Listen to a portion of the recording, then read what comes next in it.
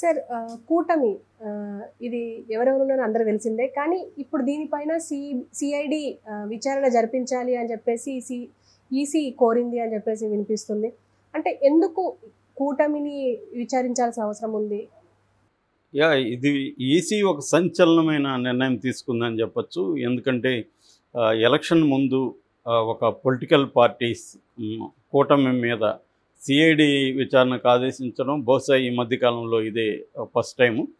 So ఇంత తీవ్రమైన నిర్ణయం ఎందుకు తీసుకునింది అంటే దీని నేపథ్యం మాట్లాడుకుంటే గత కొంతకాలంగా ల్యాండ్ టైటిలింగ్ యాక్ట్ మీద తీవ్రంగా విరుచుకుపడుతున్నారు. అసలు ఆ అంశం తప్ప ఇంకేం మాట్లాడట్లేదు. కూటమిలో ఉండే నాయకులందరూ, చంద్రబాబు అయితే రోజు 10 సార్లు దాని మీద మాట్లాడుతున్నారు. మీడియాలో కూడా విపరీతంగా పుంఖానుపుంఖంగా అదే కథనాలు చర్చలు పెడుతున్నారు. మీ భూమిని లాగేసుకుంటారు, జగన్మోహన్ బకాసురుడు, బకాసురుడు మీ భూమిని లాగేసుకుంటున్నారని జగన్ ఒక బకాసురులాగా, ఒక భూతము దెయ్యంలాగా, రాక్షసులాగా యానిమేషన్ చేసి పెడుతున్నారు. అంటే కూటమికి వేరే ఏమి అస్త్రాలు దొరుకుతున్నట్టుగా లేవు. వాళ్ళ కూటమి మేనిఫెస్టో కూడా తుస్సుమనింది. ఎందుకంటే బీజేపీ డిజోన్ చేసుకుంది. నిన్న కూడా రఘునాథరావు అనే ఒక బీజేపీ స్పోక్స్ పర్సన్ అవేవి కూడా అమలయ్యేవి కాదు, అవన్నీ కూడా కాంగ్రెస్ హామీలే, సూపర్ 6 అంటే 6 గ్యారంటీలే, అంతకంటే ఏం లేవు, పేరు మార్చారు, మొత్తం ఇదంతా కర్ణాటకలో తెలంగాణలో ఏం పెట్టారో దాన్నే చంద్రబాబు పెడుతున్నాడు, ఇవేవి కూడా వర్కౌట్ అవ్వు, ఆచరణకు అమలు కావు, ఆచరణ సాధ్యం కావు, కాబట్టి మేము వాటిని డిజోన్ చేసుకుంటున్నామని ఆయన ఓపెన్గానే మాట్లాడు. సో అందువల్ల మేనిఫెస్టో పెద్దగా వర్కౌట్ అవ్వలే. అంటే అన్ని ఉచితాలు ఇస్తానన్నా కూడా జనంలో కదలకలేదు. ఒక ఇటు బీజేపీ ఏమో దాన్ని డిజోన్ చేసుకుంది. ఇటువంటి ఒక ఇబ్బందులు ఉన్నాయి. అట్లాగే ముస్లింల విషయంలో కూడా చంద్రబాబుకు చాలా ఇబ్బందులు ఉన్నాయి. ఎందుకంటే 4% రిజర్వేషన్ను క్యాన్సిల్ చేస్తానని మోడీ, అమిత్ షా అందరూ కూడా చెప్తున్నారు. ఇక్కడేమో చంద్రబాబు నేను ముస్లింలని పరిరక్షిస్తా అంటున్నాడు. కానీ ముస్లింలు నమ్మాలి కదా. మీ కూటమిలో ఉండే బీజేపీ మరి తీసేస్తే నువ్వెలా ఆపుతావు అని చంద్రబాబుని అడుగుతారు కదా వాళ్ళు. సో దీనంతా డైవర్ట్ చేయడానికి లేదా జగన్ని ఒక ఫిక్స్ చేసి జనాల్ని భయభ్రాంతం చేయడానికి వాళ్ళు ఏం చేస్తారంటే ఈ ల్యాండ్ టైటిలింగ్ యాక్ట్ని టార్గెట్ చేసి జగన్ ఒక బకాసుడు, ఈ టైటిలింగ్ యాక్ట్ పేరుతో మీ భూమిని లాగేసుకుంటాడు, మీరు కోర్టుకు కూడా పోవడానికి లేదు ఈ చట్టం కింద, ఇలాంటి ఒక ప్రచారం బీభత్సం చేస్తున్నారు. చేయడమే కాకుండా ఐవీఆర్ కాల్స్ వెళ్తున్నాయి జనాలకి. కాల్లో కూడా ఇదే చెప్తున్నారు. కాల్స్ ఫోన్ దిగానే ఇది వస్తుంది. సో దీంతో ఒక అల్లకల్లోలం అయిన పరిస్థితిని క్రియేట్ చేయాలి, జనాల్ని భయభ్రాంతం చేయాలి అన్న ఇది కనిపిస్తూ ఉంది. దీని మీద నిజానికి ఆలస్యం అని చెప్పాలి, ఇంకా ముందే వీళ్ళు ఉండాలి. వీళ్ళు నిన్న మల్లాది విష్ణు అని ఎమ్మెల్యే విజయవాడ సెంట్రల్ తను వెళ్ళాడు. వెళ్ళి ఎలక్షన్ కమిషన్ కంప్లైంట్ చేసి ఈ వీడియోలు అవన్నీ కూడా సమర్పించారు పెన్ డ్రైవ్స్లో. సో అవన్నీ పరిశీలించిన తర్వాత additional electoral officer Harendra Prasad తను ఒక ఇష్యూ జారీ చేశాడు. అదేంటంటే సిఐడి అడిషనల్ డీజీకి, సైబర్ సెల్కి ఇది ఒక నోటీస్ పంపించాడు. మీరు ఇట్లా కంప్లైంట్ వచ్చింది, ఆ పెన్ డ్రైవ్లో అవన్నీ కూడా మీకు నేను హ్యాండ్ ఓవర్ చేస్తున్నాను, మీరు దీని మీద ఎంక్వైరీ చేయండి, ఎవరెవరు ఇది చేస్తున్నారు, ఈ ఐవీఆర్ కాల్స్ ఎక్కడి నుంచి వెళ్తున్నాయి, ఇదంతా ఫైండ్ అవుట్ చేసి వాళ్ళ మీద చర్యలు తీసుకోండి అనేది ఇప్పుడు చెప్పింది. సో అసలు ఇది ఖచ్చితంగా ఎలక్షన్ కోడ్ని ఉల్లంఘించడమే. అంటే ప్రత్యర్థి ఆ చట్టంలో ఏముంది ఏమి లేదని కాకుండా అతన్ని ఒక బకాసురుడు, భూబకాసురుడు, ఒక రాక్షసులాగా చూపించి మీ భూమి లాక్కుంటున్నారు అనే అబద్ధాలైతే క్లియర్గా చెప్తున్నారు. యాక్చువల్గా ల్యాండ్ టైటిలింగ్ అనేది ఎప్పటి నుంచో చరిత్రలో చర్చకి వస్తూనే ఉంది. ఇది ముఖ్యంగా Peruvian economist Hernando de Soto పోలర్ అని ఆయన బాగా అడ్వకేట్ చేశాడు. ఎందుకంటే ఎక్కడైనా కూడా ప్రపంచంలో ల్యాండ్ చుట్టూ అనేక గొడవలు జరుగుతుంటాయి. సో అందుకని ల్యాండ్ మీద ఎవరికి టైటిల్ ఉండాలి అంటే, టైటిల్ అంటే హక్కు, ఎవరికి హక్కు ఉండాలి, ఆ హక్కుని వేరే మనం ట్రాన్స్ఫర్ చేయొచ్చా ఎవరికైనా, ఒకే ల్యాండ్ మీద 10 మంది హక్కు పేరుతో వస్తే ఏం చేయాలి, ఇట్లాంటివి ప్రాబ్లమ్స్ ఉన్నాయి. సో వరల్డ్ బ్యాంక్ ఏం చెప్తుందంటే మొత్తం ప్రపంచంలో 30% పాపులేషన్కి ల్యాండ్ రికార్డ్సే లేవని వరల్డ్ బ్యాంక్ ఆ మధ్య ప్రకటించింది 2019లో. సో ఈ నేపథ్యంలో ఇండియాలో కూడా స్వాతంత్రం వచ్చిన తర్వాత నుంచి కూడా ల్యాండ్ అనేది స్టేట్ సబ్జెక్టుగా చేశారు. సో స్టేట్ సబ్జెక్టుగా చేసినప్పుడు వివిధ స్టేట్లో వివిధ రకాల రూల్స్ పెట్టుకున్నారు. ఇప్పుడు మన రాష్ట్రంలో ఫర్ ఎగ్జాంపుల్ ఆంధ్రప్రదేశ్లో ఫర్ ఎగ్జాంపుల్ తీసుకుంటే దాదాపు 30 రకాల రికార్డ్స్ ఉన్నాయి ల్యాండ్కి సంబంధించి. తర్వాత 11 రకాల రిజిస్టర్లు ఉన్నాయి వాటికి సంబంధించి. అంటే ఫర్ ఎగ్జాంపుల్ ఆర్సీఆర్, ఆర్ఎస్ఆర్, అడంగలు, ఎమాము, తర్వాత అసైన్డ్ భూమి, ఐబీ ల్యాండ్స్, ఇలాగ రకరకాల రిజిస్టర్స్ ఉన్నాయన్నమాట. ఇక సంస్థలు తీసుకుంటే సబ్ రిజిస్ట్రార్ ఉన్నారు, కలెక్టరేట్ ఉంది, పంచాయతీ ఉంది, సర్వే ఆఫీసులు ఉన్నాయి, తర్వాత తాలూకా ఆఫీసులు ఉన్నాయి, తహసీల్దార్ ఆఫీసులు, తర్వాత మున్సిపాలిటీ ఉంది, అటవీ ఉంది, వక్ఫ్ ఉంది, దేవాదాయం ఉంది.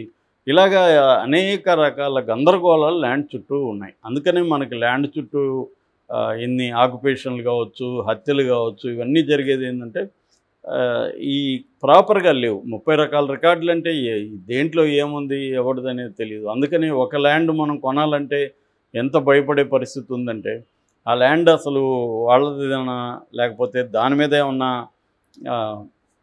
అప్పులు ఏమన్నా తీసుకొచ్చారా, లేకపోతే ఆ ల్యాండ్ ఏమన్నా గతంలో గవర్నమెంట్ అసైన్డ్ ల్యాండా, ఇవేవి తెలిసే అవకాశం లేదు. ఎందుకంటే డాక్యుమెంట్స్ని క్రియేట్ చేసేస్తున్నారు.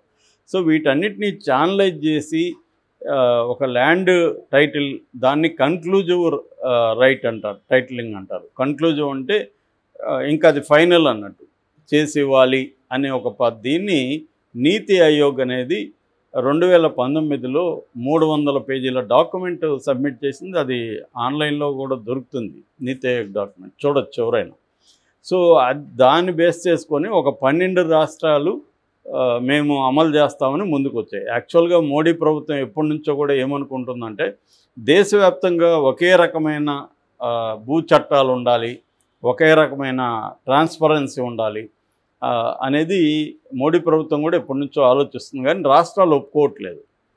ఒక్కొక్క రాష్ట్రంలో ఒక్కొక్క రకమైన ఇబ్బందులు ఉన్నాయి. సో రెండోది ఏంటంటే మన దేశంలో ఇప్పుడు 1,40,00,000 మంది పాపులేషన్కి సరిపోయి ఫుడ్ గ్రెయిన్స్ ఇవన్నీ చేయాలంటే ల్యాండ్ అనేది పక్కాగా మెజర్డ్ అండ్ టైటిలింగ్ ఇవన్నీ ఉండాలి. మనకి ఏంటంటే ఎక్కువగా చిన్న రైతులు ఎక్కువ ఉంటారు. అంటే 5 ఎకరాల లోపల ఉండేవాళ్ళు దాదాపు 85% ఉండాలని దీపంకర్ గుప్తా అనే ఒక సోషాలజిస్టు గత 50 ఏళ్ళుగా ఆయన రీసెర్చ్ చేశాడు ఈ ల్యాండ్ అగ్రికల్చర్ అండ్ విలేజెస్ మీద. ఆయన చెప్పింది ఏంటంటే విలేజ్ వెదర్ సర్వే అని ఒక ఆర్టికల్ ఈపీడబ్ల్యూలో రాశారు ఆయన. అందులో ఆయన క్లియర్గా చెప్పింది ఏంటంటే 85% పాపులేషన్కి 5 ఎకరాల లోపలే భూమి ఉంది. సో అంటే స్మాల్ ల్యాండ్ హోల్డింగ్స్ అనమాట అవి. సో దీంట్లో ఏమి మెకనైజ్ చేయగలుగుతారు, దాన్ని ఎలా ప్రొడక్షన్ ఎట్లా పెంచగలుగుతాం? సో ఈ ల్యాండ్ హోల్డింగ్స్ని పెంచాలి, ఇప్పుడు సైజు పెంచాలి. అంటే 50 ఎకరాలు, 100, 1000, 2000 అట్లా సైజెస్ పెంచాలి. ఇప్పుడు అమెరికాలో కానీ యూరోప్లో అంతా కూడా ల్యాండ్ హోల్డింగ్ సైజెస్ చాలా పెద్దవిగా ఉంటాయి. ఆ మధ్య కూడా ఎవరో ఒక ఆయన నేనేదో చిన్న వ్యవసాయం చేస్తున్నాను సార్ అంటే ఎన్ని ఎకరాలు అంటే 2000 ఎకరాలు ఇస్తారంటున్నాడు అమెరికాలో. అంత వాళ్ళు ఏంటంటే 1000 ఎకరాలు చేస్తారు. అందువల్ల మొత్తం మెకనైజ్డ్. ఈ 2000 ఎకరాల్లో కూడా ముగ్గురే పని చేస్తున్నాడు అని కూడా ఆయన చెప్పారు. సో అంటే ఏంటి, మిగతాంతా మెకనైజ్డ్ అనమాట. సో అలాంటి తీసుకురావాలన్నా కూడా ముందు అసలు ల్యాండ్ క్లియర్గా టైటిల్స్ ఉండాలి. దీనికోసం చెప్పినప్పుడు ఆంధ్రప్రదేశ్ గవర్నమెంట్ ఫస్ట్ టైము, అంటే ఈ నీతి ఆయోగ్ చెప్పినా లేకపోతే సెంట్రల్ గవర్నమెంట్ చెప్పినా దీన్ని ఫస్ట్ టైం బిల్లుగా ఒక రాష్ట్రం చేయడం అంటే ఆంధ్రప్రదేశ్ 2019 జూలైలో ల్యాండ్ టైటిలింగ్ బిల్లు పెట్టి చేసింది. దాని ప్రకారం ఏంటంటే ముందు సర్వే చేసి ల్యాండ్స్ను 100 ఏళ్లలో సర్వేలు చేయలేదు, 100 ఏళ్ల తర్వాత సర్వేలు చేసి ల్యాండ్స్ను చేయాలనేది. ఇప్పుడు మొత్తం 17,000 రెవెన్యూ విలేజెస్ ఉంటే ఆంధ్రప్రదేశ్లో, అందులో 6-7 వేల రెవెన్యూ విలేజెస్ సర్వే అయిపోయింది. సర్వే అయిపోయి దాదాపు 9 లక్షల మంది రైతులకు ల్యాండ్ టైటిలింగ్ ఇచ్చేశారు కూడా. సో వాళ్ళకందరికీ ఇచ్చి రికార్డ్ 2 అని ఉంటుంది ఒక సాఫ్ట్వేర్. ఆ సాఫ్ట్వేర్లో మొత్తం ఉంటుందన్నమాట మనకి. రేపు అమ్మాలన్నా కొనుక్కోవాలన్నా క్లియర్ ఉంటుంది. ఈ డిస్ప్యూట్స్ని తీర్చడం కోసం జిల్లా స్థాయిలో ఒక ట్రిబ్యునల్, రాష్ట్ర స్థాయిలో ఒక ట్రిబ్యునల్ కూడా ఏర్పాటు చేశారు. ఇక్కడ ఏం ప్రచారం చేస్తున్నారంటే, ఒకటేమో ఒరిజినల్స్ మీకు ఇవ్వరని ఒకటి, రెండోది ట్రిబ్యునల్స్ ఉంటాయి కాబట్టి ఇంక మీరు సివిల్ కోర్టుకి వెళ్ళడానికి లేదని ఇంకొక దుష్ప్రచారం, ఇలాంటివి చేస్తున్నారు. నిజానికి ఈ ట్రిబ్యునల్స్ మీద అసంతృప్తి ఉంటే హైకోర్టుకి వెళ్ళొచ్చు, కోర్టుకి వెళ్ళకూడదు అనేది ఏం లేదు. అట్లాగే ఇది క్లియర్గా సాఫ్ట్వేర్లో రికార్డ్స్ ఉంటాయి, ఆ రికార్డ్స్ అంతా అందజేస్తారు. ఇప్పుడు మా ఊర్లో కూడా మా ల్యాండ్ కూడా 2 సార్లు సర్వే చేసేసారు ఆల్రెడీ. సర్వే చేసి ప్రాపర్గా స్టోన్ రాళ్ళు వేసేస్తున్నారు. అన్నీ పకడ్బందీకి జరుగుతుంది. ఇది ఎవరు వచ్చినా చేయాల్సిందే. రేపు చంద్రబాబు వచ్చినా ల్యాండ్ రిఫార్మ్స్లో భాగంగా చేయాల్సిందే. కానీ వీళ్ళు అవేవి ఈ డీటెయిల్స్ ఏవి ఇవ్వకుండా, అసలు ఈ చట్టం ఏం చెప్తుంది, ఇది ఎవరు తీసుకొచ్చింది, ఇవన్నీ చేయకుండా జగన్ మీ ల్యాండ్స్ని తినేస్తాడు, జగన్ రాక్షసుడు, ఈ ప్రచారం అనేది ఎలక్షన్ టైంలో చేయడం అనేది మరి అది చంద్రబాబుకే బూమరాంగ్ అయ్యే అవకాశం ఉంది. ఎందుకంటే ఇవి జనాలకు తెలిసినప్పుడు మనం ఒక ఫేక్ దీంతో వెళ్ళకూడదు. ఎప్పుడైనా ఒక రియలిస్టిక్గా వెళితే జనాన్ని కన్విన్స్ చేసే విధంగా ఉండాలి తప్ప, ఒక అంశాన్ని తీసుకొని ఫేక్గా వెళ్ళి, పవన్ కళ్యాణ్ అయితే 24 అవర్స్ ఇదే మాట్లాడుతున్నాడు, భూమి తినేస్తారని. ఇప్పుడు ఆ 9 లక్షల మందికి ఇచ్చారు. ఇప్పుడు మా ఊర్లో మా ల్యాండ్ ఉంది, మా ల్యాండ్ 2 సార్లు చేశాడు. నేను మా ల్యాండ్ని జగన్ తినేస్తాడంటే నేను ఎందుకు, ఎట్లా నమ్ముతాను నేను? ఎట్లా తినేస్తాడు జగను? ఏ కోర్టులు లేవా, వ్యవస్థలు లేవా? ఒక సీఎం అనుకుంటే అందరు ప్రజలను ల్యాండ్ తినేయగలడా? అంటే మినిమం కామన్ సెన్స్ అప్లై చేస్తే కూడా ఎవరికైనా తెలిసే అంశాన్ని వీళ్ళు పట్టుకొని ఇచ్చేస్తున్నారంటే ఎక్కడో తేడా కొడుతుంది.